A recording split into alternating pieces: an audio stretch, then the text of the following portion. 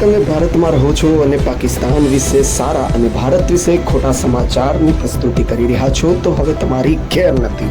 જે આ ઘટના સામે આવી છે બિહારના ભોપાલથી, ત્યારે ભોપાલની અંદર એક યુવક દ્વારા પાકિસ્તાન જિંદાબાદના નારા લગાવવામાં આવ્યા હતા। તે સમગ્ર કાર્યવાહી બાદ આજે ભોપાલ પોલીસ દ્વારા આ યુવકની રેલી કાઢીને તેને મારવામાં આવ્યો છે અને તેનો વરઘોડો પણ કરવામાં આવ્યો છે।